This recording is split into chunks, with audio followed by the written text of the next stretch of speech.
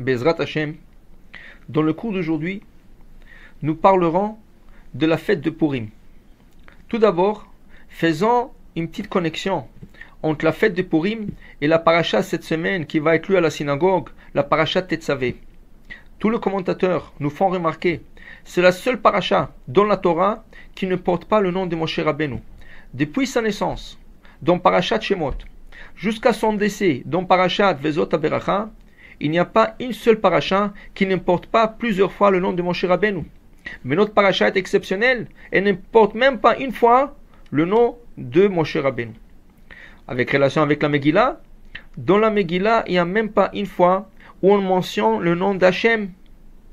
C'est vrai que la Gemara nous dit que quand on dit le mot Hamelech, le roi, ceci fait référence à Akadosh Baruch Hu. Mais en vérité, son nom ne figure pas. Pourquoi? Parce que le miracle de Purim a été un miracle caché. Akadosh Baruch Hu s'est caché derrière les scènes, mais il était là tout le long de cette histoire. Une histoire qui a duré 9 ans, depuis l'année 3 de la reine de Achashverosh jusqu'à l'année 12 de la reine de Achashverosh. Alors maintenant, Akadosh Baruch Hu va se débarrasser de notre ennemi qui est Haman. Mais la Gemara pose la question, qui était plus dangereux, Achashverosh ou Haman? Dit la Gemara, voilà deux voisins qui avaient un problème dans leur jardin. Un avait une colline de sable, ce qui a fait qu'il ne pouvait pas profiter de son jardin. L'autre avait un trou dans son jardin, ce qui a fait que lui aussi ne pouvait pas profiter de son jardin.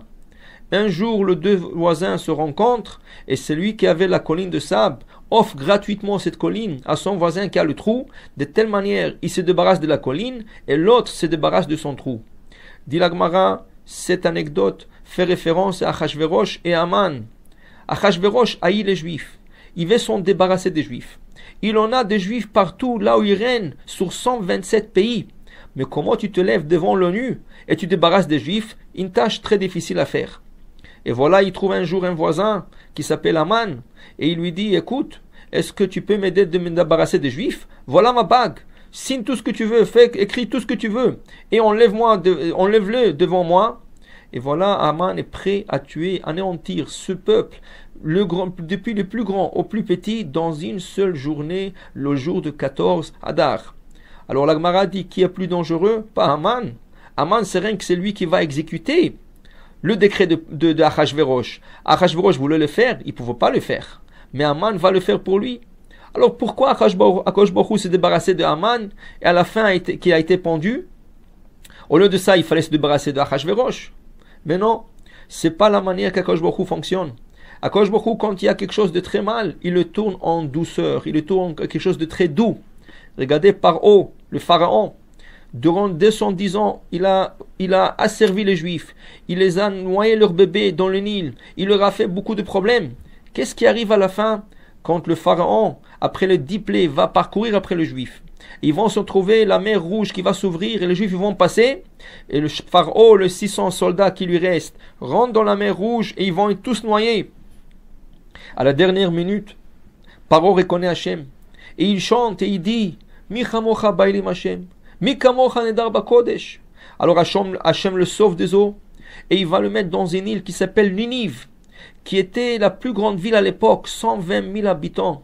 Alors Paro à la fin, il a eu une longue vie et il a eu la chance de recommencer un nouveau royaume dans la ville de Ninive. Il n'a pas été tué. De la même manière, Akadosh Baruch Hu ne va pas tuer Achashverosh. Et pourquoi? Parce que c'est vrai qu'il est mauvais, mais il avait peut-être une raison d'être mauvais. Et la raison était, comme nous disent nos sages dans le Talmud, Achashverosh avait un rêve qui lui dérangeait, qui se répétait constamment. Le rêve était qu'un jour un juif lui prendra sa place. Alors il croyait que les juifs vont faire une révolte. Il croyait que les juifs vont le détrôner. C'est pour ça qu'il avait une haine contre les juifs. Mais il ne savait pas une chose. Il va se marier avec une juive. Il aura un fils avec elle qui s'appelle Dariavesh. Et c'est lui qui va prendre la place de son père. Mais ça, il va le trouver 9 ans plus tard. Quand Achashverosh va donner l'ordre de pendre Haman, et pour la première fois, Esther va lui dévoiler qu'elle est juive, là il va se calmer, il va dire alors Baruch Hashem, mon rêve était bien, ça signifie que mon propre fils va prendre ma place.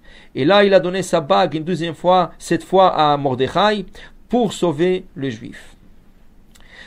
L'histoire commence à cause d'un festin qu'Achashverosh va faire. 180 jours de festin pour toutes les nations du monde. Et là, après que ce festin a terminé, il y aura 7 autres jours pour la ville de Shushan, la ville où Achashverosh était assis. Et là, dans ce festin de 7 jours, vont participer aussi des Juifs. Combien? Selon le Midrash, il dit que 18 544 Juifs ont participé dans ce festin et ont mangé du non-kosher, ont bu du vin non-kosher. Et c'est pour cela qu'il y avait un décret. Mais il y a une chose qui les a sauvés. Le grand festin de 180 jours a commencé le mois de Nissan. Il a terminé 6 mois plus tard, le Gimel Tishrei, le 3 du mois de Tishrei, qui est le Tzom Gedalia. Ce qui va arriver, 7 jours, il va commencer un autre festin qui va se terminer le 10 Tishrei. Nous savons tous que le jour de 10 Tishrei, c'est le jour de Yom Kippourim. Alors qu'est-ce qui va arriver? Les Juifs qui ont participé dans ce festin, le dernier jour, qui est le 7e jour, qui était le jour de Kippour, ils disaient jusque-là, on a mangé, on a bu du non-kosher, on a fait ce qu'il ne fallait pas faire, mais on ne profanera pas le jour de Kippour. Ils ont tous quitté le dernier jour, ils sont partis à la synagogue, ils sont repentis. Ce qui a fait ouvrir le port du ciel, et Akadosh Baruch Hu a envoyé la délivrance, et Bezrat Hashem, Mordechai va monter au pouvoir, ensemble avec Esther, et ils vont leur sauver. C'est pour ça qu'on dit que le jour de Kippour, Kippourim, c'est comme Purim. Il le comparait à Purim. Purim, la délivrance était beaucoup plus grande. Purim, il y a des élévations spirituelles très hautes qui vont être faites. Et c'est pour ça que Chachamim vont nous instaurer 5 mitzvot ce jour-là. Tous les 5 mitzvot commencent par la lettre Mem. Mahatzit HaShekel, Mikra Megillah, Mishloach Manot, Matanot LaEvyonim et le Mishté. 5 mitzvot qui commencent par la lettre Mem. Même en valeur numérique, ça fait 40, qui est le 40 jours que Moshe Rabbeinu a passé sur le mont Sinaï pour nous emmener la Torah. Ils ont transgressé la Torah, les recommandations de la Torah, mais ils vont faire la réparation.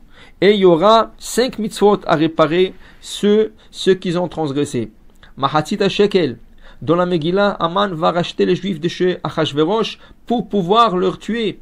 Alors Akadosh Baruch Hu dit dans le Midrash, donnez le Mahatzit HaShekel pour pouvoir racheter vos âmes de la main de Haman. Combien c'est Mahatzit HaShekel? Chaque synagogue, elle fixe un prix différent. Il y en a qui le fixent à $3, il y en a qui le fixent à $5. Alors Hashem, demandez à votre rabbin, il va vous le dire. Mikra Megillah, lecture de la Megillah. On va lire la Megillah le jour de Purim, 2 fois. Une fois la nuit, le Ta'anit Esther, après la Ta'anit, et 2e fois, on va le lire le lendemain matin. Il faut savoir que la lecture du jour, elle est beaucoup plus importante que la lecture de la nuit. C'est pour ça que pour les femmes, que le lendemain matin, ils sont occupés avec les enfants, avec les Mishloach Manot, il faudra bien organiser un minyan pour qu'elles puissent, elles aussi, écouter la Megillah une 2e fois. Le Mishloach Manot, on ne va pas envoyer des cadeaux que le jour.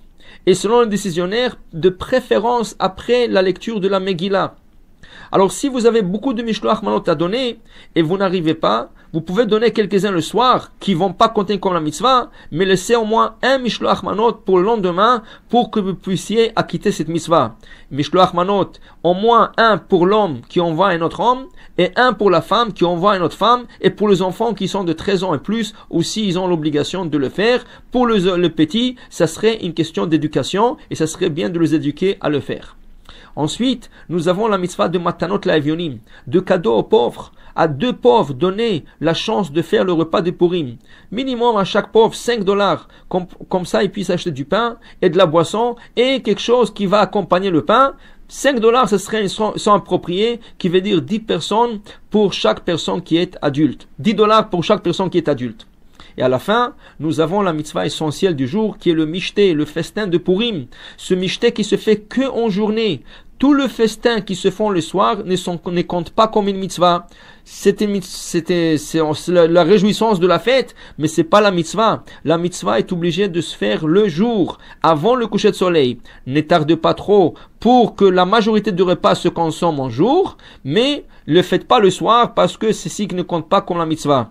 Essayez d'impliquer toutes vos familles, tous vos amis et buvez du vin un peu plus que la normale. Il n'y a aucune mitzvah de se saouler. Se saouler, c'est dangereux. Et si vous êtes saoulé, appelez le code rouge et ils vont venir vous chercher. Mais n'oubliez pas que vous avez Birkat Hamazon à faire. Vous avez aussi la prière de Harvit à faire. Alors faites la mitzvah comme il faut. Et Bezrat Hashem, espérons que cette année, Mashiach Tzidkenu viendra et nous délivrera. Amen. Keni Ratzon.